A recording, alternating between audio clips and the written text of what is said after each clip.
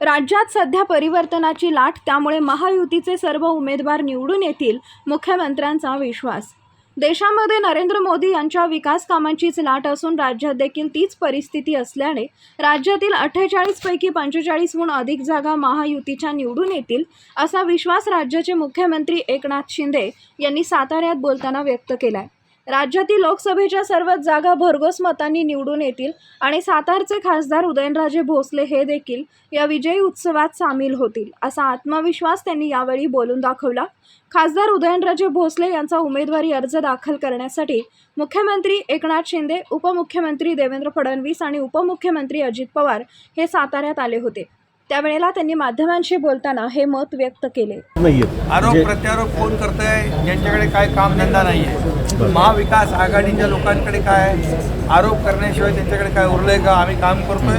महायुतीच्या सरकारने गेल्या 2 वर्षामध्ये केलेली कामं लोकांसमोर आहेत। शेतकरी आहे, कष्टकरी, कामगार, महिला भगिनी, तरुण वर्ग, ज्येष्ठ सगळ्यांसाठी आम्ही योजना सुरू केल्या। गेल्या अनेक वर्षामध्ये जेवढी कामं झाली नाही ती 2 वर्षामध्ये महायुती सरकारने केलीत आणि जे 50-60 वर्षामध्ये जे काँग्रेसला जमलं नाही ते 10 वर्षामध्ये मोदी सरकारने करून दाखवलेलं आहे। आणि म्हणून मोदी गॅरंटी जी आपण म्हणतो ती लोक आश्वासन देतात, पाळत नाही, मग नंतर म्हणतात प्रिंटिंग मिस्टेक। मोदीजींनी असं कधी म्हटलंय?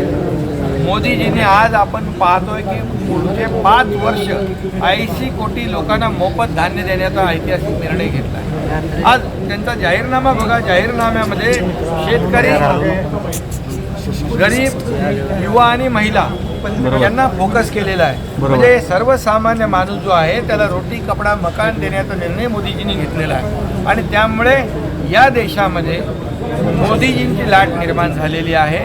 खरं म्हणजे एक जर आपण विचारलं प्रधानमंत्री कोण, मोदीजी तर राहुल गांधी, तर प्रत्येकजण मोदीजी म्हणतो कारण राहुल गांधी अजून 52-54 वर्ष झाली त्यांना मॅच्युरिटी यायला आहे। काँग्रेसच म्हणतंय 400 पारमध्ये महाराष्ट्र अजूनपर्यंत सक्सेस झालेलं नाही। साहेब 400 पारमध्ये महाराष्ट्राचं वाटा किती असेल? 45 पार आम्ही सांगितलेलं आहे। तुम्हाला मी सांगतो की तुम्ही बघा वातावरण आणि हे तुम्ही सर्वे वगैरे ठीक आहे, वरच्यावर सर्वे येत असतात, परंतु जे लोकांमध्ये तळागाळातल्या लोकांमध्ये जी महायुतीच्या बाबतीमध्ये भावना आहे, घरी बसणाऱ्यांना लोक मतदान करणार, फेसबुक लाईव्ह करणाऱ्यांना मतदान करणार का फेस टू फेस लोकांना भेटणाऱ्यांना मतदान करणार? आमचं सरकार फील्डवर काम करणार आहे, लोकांशी संवाद साधणार आहे, शेतकऱ्याच्या बांध्यावर जाणार आहे, शेतकऱ्यांचा पाठीशी उभं राहणार आहे। किती पैसे दिले आम्ही? 45,000 कोटी रुपये शेतकऱ्यांना आतापर्यंत दिलेत आम्ही। कधी इतिहासामध्ये एवढे पैसे नव्हते मिळाले। केंद्राचे 6,000, राज्याचे 6,000, 1 रुपयात पीक विमा योजना कधी पाहिलं होतं आपण?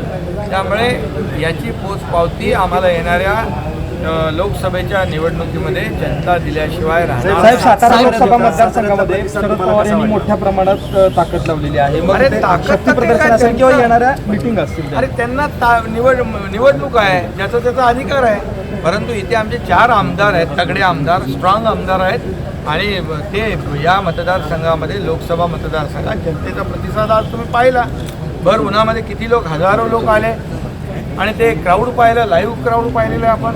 आणि त्यामुळे आज लोकांनी देखील साताऱ्यातलं ठरवलं आहे की महायुतीचा उमेदवार निवडून दिला पाहिजे, कारण मोदीजींना 3ऱ्यांदा प्रधानमंत्री बनवायचं आहे, मोदीजींचे हात बळकट करायचे आहेत, म्हणून जनता या साताऱ्याचे उमेदवार आमचे उदयनराजे यांना निवडून देते।